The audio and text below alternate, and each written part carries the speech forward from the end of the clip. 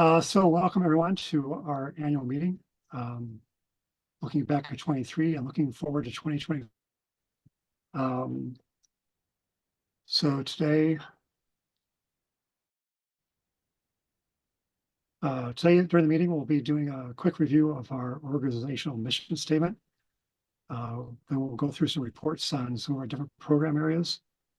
We'll talk about events and have a few minutes for open discussion. And after the membership meeting is done, we'll take a short break and then we will start the board of directors meeting. Yeah.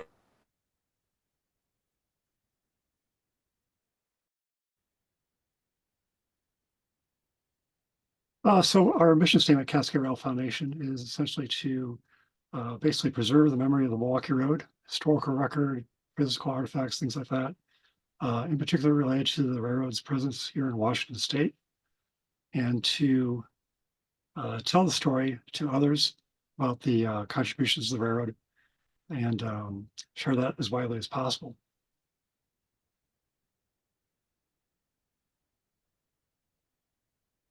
So starting through our program areas, we'll start with the South Clayton Rail Yard.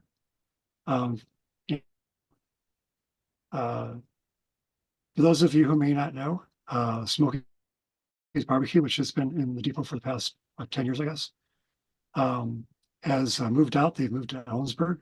Their lease was not renewed. So currently that part of the building is empty and closed.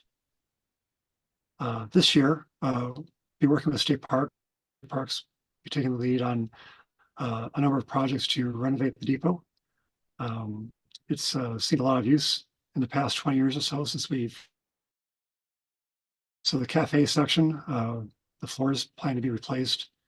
The kitchen will be renovated, equipment removed, some will be replaced.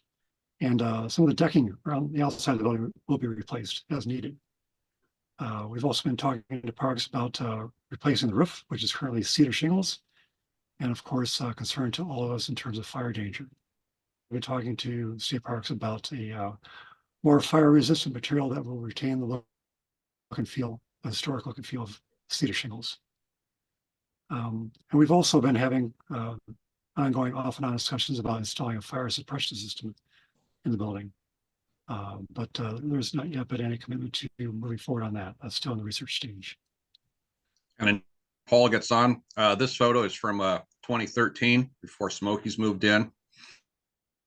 For those of us who've been in the depot, since Smoky's moved out and while we were helping them move out, this restaurant area really shows a lot of wear now. So this it'd be nice to get our restaurant area back looking this way 10 years ago, but there's been a lot of wear, damage, everything else. The restaurant here. Just want to let everyone know that this is what it looked like over 10 years ago in a very good condition. Hey, Paul, before you move on, is Mike, is there discussion about, I understand this is not the original counter configuration. Is there any discussion about when they do renovations about restoring the original counter setup? Or is it staying as is? There hasn't been any discussion about changing the arrangement of the counter. Okay. I can share though that currently the plan is to not bring another full service restaurant into the building. Any food service that will be going on there in the future would probably be more of a kind of grab and go and refreshments. So kind of more like a kind of limited service cafe, as opposed to a full sit down restaurant providing kind of full course meals. And the idea is to have the restaurant more service oriented toward people who are using the trail, whereas the barbecue restaurant was not exactly compatible with people using the trail. But we want to be more service oriented toward trail users. Well, and that barbecue place really took a toll on the building, and something that is a little less hard on the building would be, of course, appropriate. Yeah. Yeah, and to kind of continue from something that's probably more oriented towards the trail, but do want to also acknowledge that there are quite a few trail users who enjoy stopping there for meals while it was open. But we do hope to expand the kind of the clientele for the facility. And you know, while there is a lot of work being planned for the depot, I just want to emphasize that we do plan to keep the interpretive museum side open to guests as that work goes on. Last year we had more than 200 visitors on Saturday afternoon. This year our goal is to be open every Saturday afternoon between May 18th and September 28th between noon and 4. In order to do that, we do need more docents and more docent hosts for the building. We've have a small crew who's been working so far, and we've haven't been able to open for every Saturday the past couple of years. But if we get a few more people helping out, we should be able to provide more full coverage throughout the summer tourist season. This is Douglas Oakman. Having installed the Morse KOB and the Morse code exhibit, will in the future there be a Wi-Fi throughout the deep?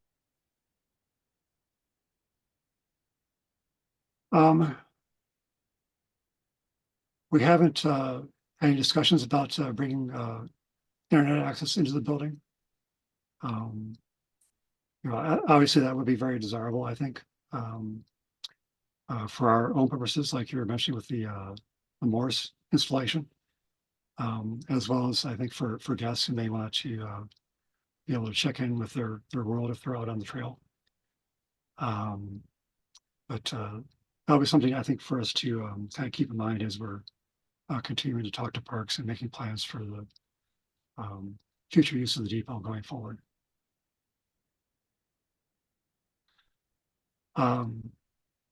But yeah, as far as docents, it's a fairly simple job. Just have to greet people as they walk in, encourage them to sign in so we have a record of their visit and we're able to count them at the end of the year. Answer questions as best as you're able, and maybe sell some merchandise, t-shirts or whatnot. Start off the Morse exhibit, which is fairly simple, using the computer there in the operator's room. And if things are slow, you can make use of the reference library in the operator's office that we've been working on, molecular books and magazines to further your knowledge of the railroad while you're waiting for the next guest. Anyway, so that's what's going on with the depot. Paul, what are our scheduled work party dates for this year? I'll be getting to that. Spoiler alert. Yep. I just want to mention our ongoing work to get those signals in the rail yard working and demonstrating their use. The signal wires have been pulled for signals up through the floor of the operator's office. So next up is to test out the wiring and make sure we've got continuity, and set up a simple control box to control the signals to display the different indications manually. And for those of you who may not have been there, there are 2 signals along the trail, not in the location where they were historically, but in locations where they can be viewed from the operator's bay window from the depot, looking in both directions. So there are 2 signals. One shown here to the east of the depot along the trail, and the other one's to the west, adjacent to the substation.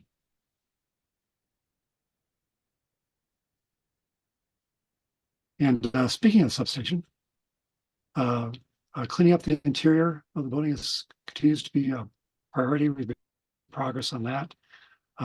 Basically decluttering the space, which has been used for storage over the years, so we're getting that organized and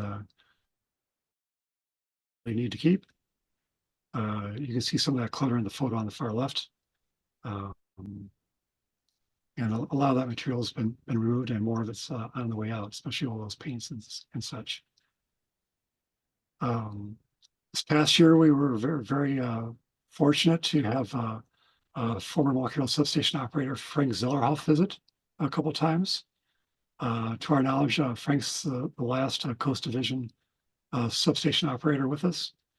And he is very sharp and has a great memory, and has been very gracious in sharing the information inside his head with us. And we did some oral history recordings with Frank there within the substation. And Frank also joined us for a tour that we gave to some Puget Sound energy interns that have been working in the wind farm there in Kittitas County.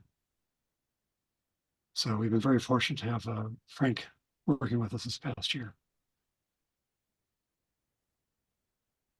As far as the rest of the rail yard, Jonathan, you'll be happy to note that I have our work parties here in the slide. Right now, we're planning to have work parties Saturday, April 27th and May 18th. And the work that we'll be doing could include vegetation control, depot cleanup both inside and out, continue to work on substation interior cleanup, as I mentioned earlier. We do have plans and approval to build a dumpster enclosure around the dumpster that's in the parking lot there by the depot.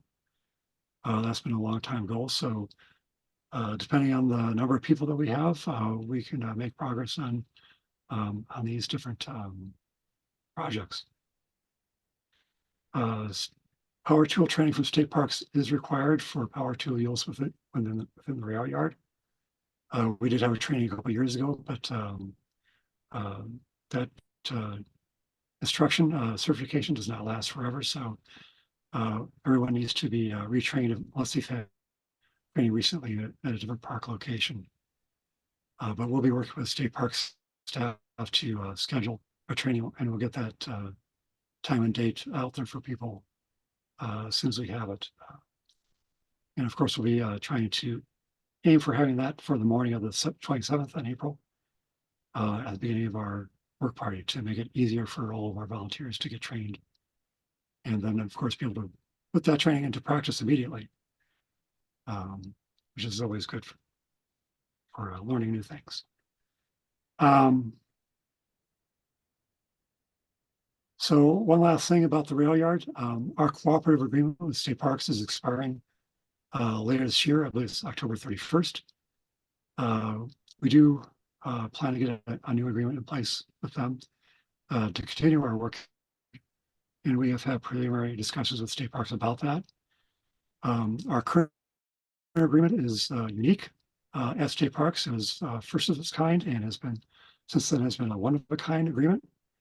And since then, state parks has entered into agreements with other groups around the state at different parks. And they would like to have our new agreement be more in line with those agreements, of course, customized for our situations. So we are working with state parks, and we'll be tackling that in earnest this year to get that in place before our current agreement expires this fall.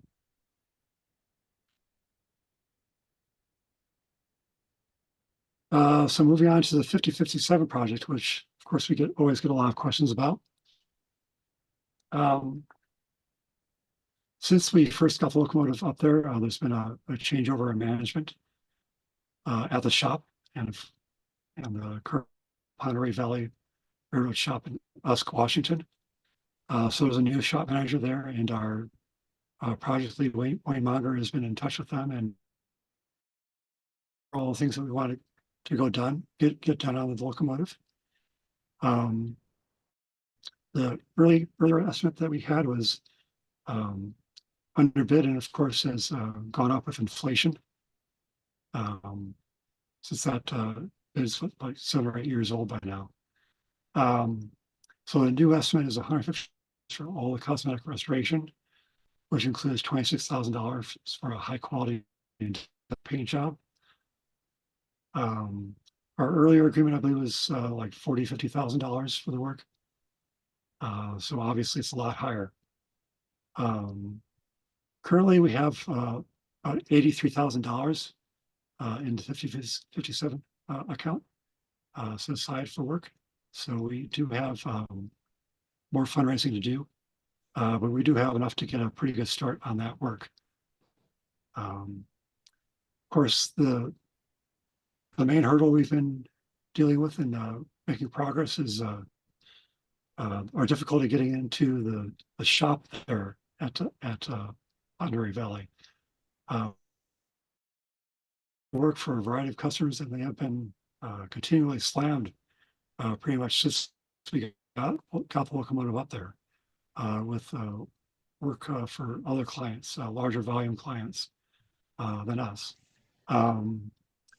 But you know, as we've kind of been kind of re-kicking off the project with new staff, they have iterated their commitment to us to get us into the shop at the earliest opportunity. We had hoped to get in late fall of last year, but that has not worked out. But we're hoping to get in the first quarter of this year sometime. Monterey Valley is working towards constructing a new shop building to expand the capacity, which should help creating opportunities for us to get in for work. But they also have a workforce shortage and are always looking for more qualified employees. So if you have that skill set or know someone who does, who might be interested in working in the far northeast corner of the state, which is very beautiful, definitely send them towards Monterey Valley because they could use new people to keep up with all their work. And they do exceptionally high quality work, which is why they're in such strong demand. So we're very happy to be up there and very happy to have this relationship with them. And they have not been charging us any rent to keep the locomotive up there. And so we are looking forward to continue working with them and complete the work with them. Paul, can I jump in here?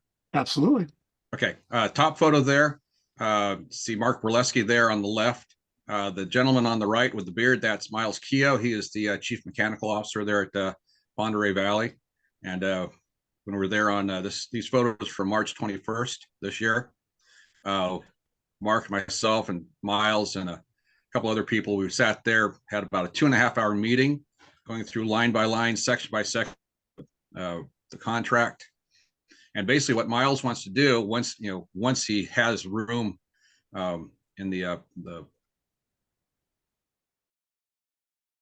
first thing he wants to do is, that we've approved, take the 5057, jack it up, steam clean, bead blast everything on the underframe, clean up everything, take the fuel tank off, open the fuel tank up, out, steam clean it, re-weld it, weld it back on, put it back on the frame. But anyway, basically start taking care of all the toxics and everything else that are underneath there, plus 50 years worth of grease, crud, et cetera, et cetera. It's on that underframe. So that's the first thing he wants to do. But yeah, we were scheduled for a slot in August, September this past year. And then they got a rush order, quote unquote, rush order of 14 locomotives with a, so that's everything else got pushed out of the way for that. But yeah, when I talked to Miles, I talked to him right around Thanksgiving. Got an update from him. He said they're working on that, all those locomotives, but he said he'd love to have his new shop building. They're trying to get this second shop building built up there at Usk. And when they do, they may be able to get through this order of 14 locomotives. They may be able to get to 5057 in there, but that'd be sometime this spring or summer. So, but anyway, we are on, I do keep in contact with them about every 4 or 5 months, see what's going on. So, but that's where we are with 5057. Thanks, Wayne. Yeah. I'll also point out that we have actually started some work. You can see the taped over windows there. We did start some work on restoration of the interior of the cab and the windows. So we have been able to get in the shop earlier a couple years ago. So that work is there to be completed as well. So Yeah, the interior looks pretty good. All that really bad rusted out sheet metal has all been replaced. and I'll also add that getting the locomotive restored is of course a major and a key part of the work. But another big part of this project is actually getting it to South Clayton. We did get some estimates for moving the locomotive from Cleon to South Cleon by road a couple years ago, and that was in this, like, I want to say $75,000 to $80,000 range for that move. And of course, that price has not gone down in the intervening years. So that'll be another major fundraising effort. And of course, before we even make a move to get it to South Cleon, we have to do some work at the rail yard to and how we're going to protect it there in terms of a structure or whatnot. So we'll be having conversations with state parks to work out those details, and hope to focus on that conversation more once we get our new agreement with parks in place this year.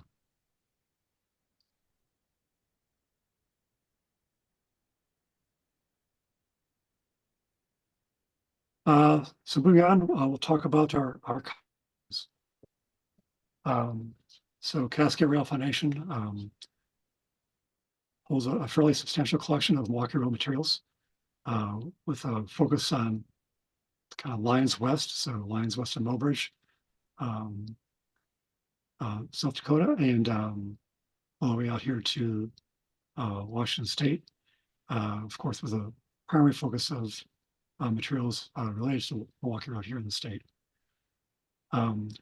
We keep our all of our paper materials, photos and whatnot, at Pacific Northwest Railroad Archive in Burien, Washington, just a few minutes from SeaTac Airport here in the Seattle area. We are one of 5, actually now 6, I believe, organizations that are part of PNRA. So it's kind of like a cooperative organization. And so we're all basically member organizations and all work together to manage the facility and the work that goes on there. The PNRA building is a climate control facility with computers and scanners for processing materials. And it's just a great location and great opportunity for us to continue to grow and work on our collections. I represent CRF on the board of directors there at PNRA. Just was recently reelected to another 2-year term back in October last year.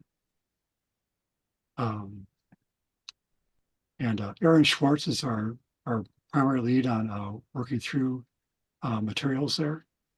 Aaron and other volunteers have been working over the years to digitize and organize our materials.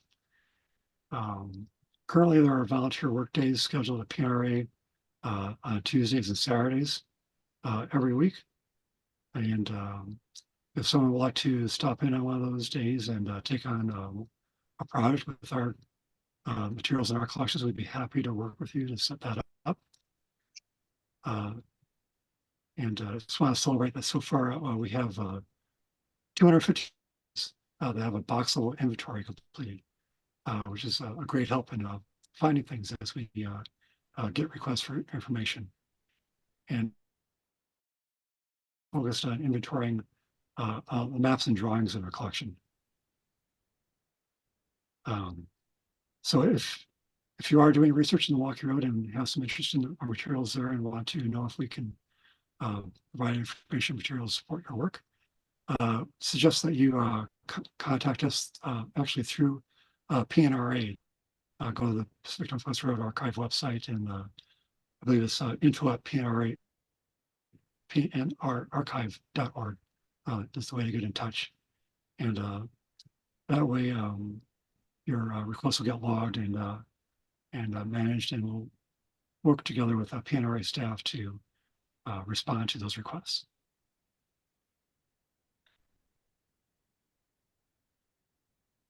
Another part of our archival collection work is our website that we maintain to share our digitized materials with people around the world. We had a major issue with our site last part of last year. The whole site was down for a couple months, I think starting like maybe August. I believe that was going in to renew our security certificate, and somehow something happened that completely took down the whole site. So after a lot of work to try and diagnose the situation, actually find someone with the knowledge and expertise with the software and this particular implementation of the software, we're able to get the site back online. But we are planning to replace the site with something that's a little more up to date and manageable. So we are working right now to explore those options.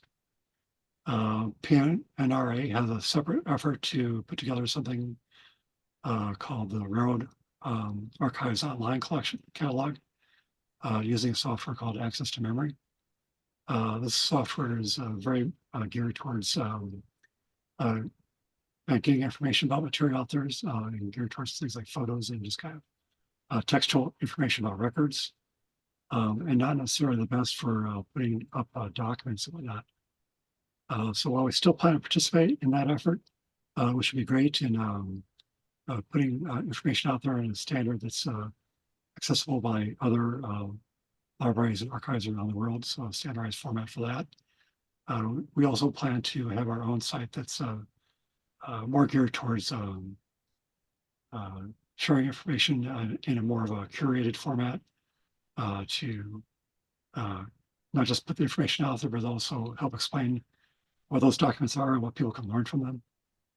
So much more of an educational focus as well as just distributing information.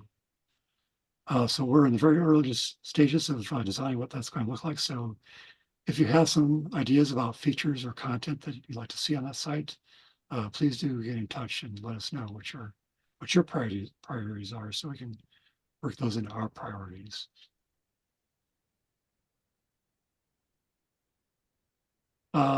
Next, we'll talk a little bit about the Palouse to Cascade State Park Trail, which of course is the trail on the right-of-way that goes right through the South Cleo Rail Yard from the Cedar Falls area in Western Washington all the way to the Washington-Idaho border. So we have had an ongoing project led by Mark Berleski to install replica station signs along the trail. And Mark and his crew of volunteers have been successful in installing a number of signs, including the signs that you can see pictured there. Most of them, those have been installed along the right-of-way in their historic locations where signs were previously located. So that work is ongoing and continuing. You can see a list of signs that have been fabricated and are ready to install early in this year as soon as the weather becomes more favorable to that kind of work. Most of those are new signs, but one of them, Pandora, is a replacement for a sign that we installed previously that was stolen. So the plan is to install that with a more secure post anchored in concrete, and probably a similar installation for Beverly as well, which would be very accessible and could be very tempting to people who might want to take that home. We have additional signs that we're planning to do on the west side of the trail, west end of the trail, to replace existing signs that have become worn out, as well as install some new signs in additional locations. And you can see the list of those locations listed there on the slide. I want to acknowledge Dan Brady, who's seen there standing next to the Cedar Falls sign in the photo on the right.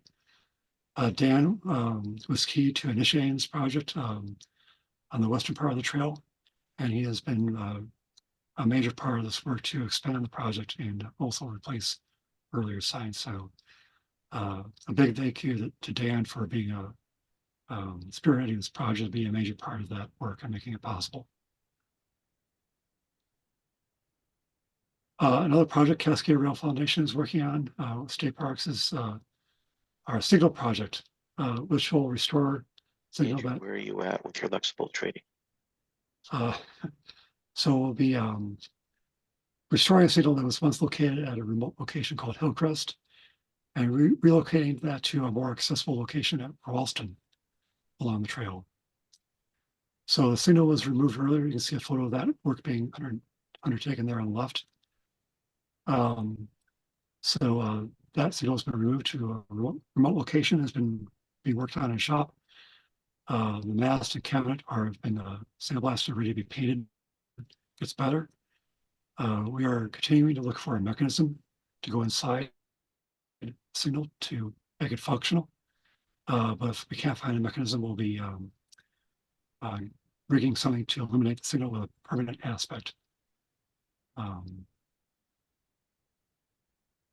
So that work is ongoing, and project will be installing that in Ralston, and so there'll be some rehab work occurring there at we'll be installing that at where there's currently where the signal that was once there at Ralston. You can see those Ralston signals that are in the photo in the middle there.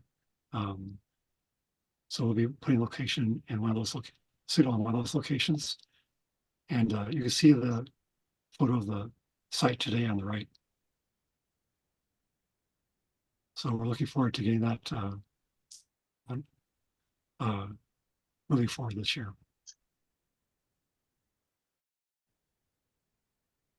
As far as other trail news, I just wanted to share that the trailhead at Malden has been recently completed. You see some photos of that. It was, I believe, opened this past fall or winter. Trail work was completed from that point east to Rosalia. And State Parks has funds to east of Malden this year.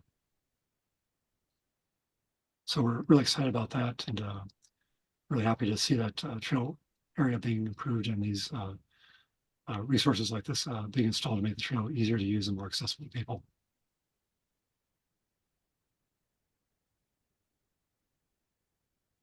So now I'd like to take a few minutes to talk about events. So we had some events last year. We had a major work party in April last year, a Saturday and Sunday work party, and got a lot of work done. We had a substation open house in July. And in September, we had a co-sponsored presentation about Cedar Falls with Frank Zellerhoff and Alan Miller. That was held in 2 locations, Maple Valley and Renton, Washington, the 10th. And fortunately, one of those days was recorded, and we have that on our YouTube channel, Cascade Rail. We also co-sponsored an event in Rosalia, Washington, Bridge Day, which is an annual event that we've been continuing to work on over the past number of years. That features a historical presentation followed by a guided tour part of the trail, featuring the bridges there at Rosalia. For 2024, I actually already had an event past a couple of days ago. Mark Borleski represented his 4 bridges presentation on the bi-weekly NRA Zoom event. So that was recorded, and we're looking forward to sharing that on our YouTube channel soon. We are planning another event coming up on March 9th, featuring the Seattle North Coast.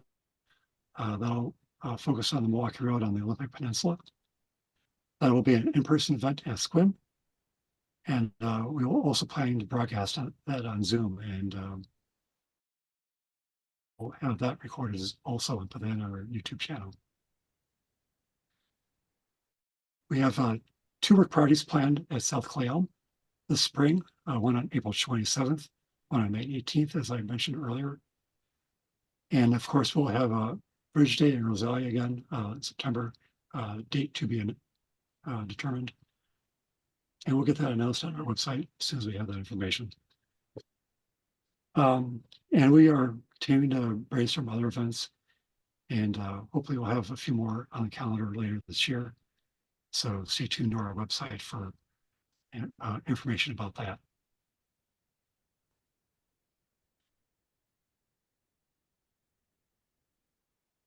So I just want to make a pitch here for you to join us. Volunteers are basically what this organization is all about. Nothing gets done without them. We're basically an all-volunteer organization.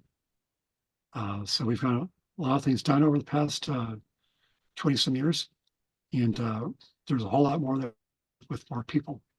So if you're interested, we encourage you to help us with this work. There are a lot of different ways you can help us. I've mentioned a few already. South Clayholm and join us for work parties to maintain the rail yard. Of course, working with our materials at the archive in Berrien. Assisting with projects along the trail. We could also use assistance with grant writing, work management, and that includes both board of director positions, leading various teams, focus on different tasks. There are ongoing building repair and maintenance needs that we can, like touch-up painting and things like that. And other volunteer opportunities are available also. So happy to work with you on things that meet your abilities and interest. And there are some things that lend themselves well to working remote, in addition to some of the on-site things I've already mentioned. So if you'd like to join us in this work, please get in touch. We have a contact form on our website, which is milwelectric.org. And if you'd like to learn more about what we've done, what we're doing, and the history of the railroad, go to our website. There's a lot of information there.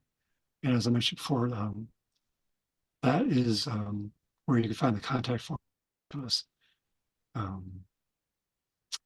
So that is our update.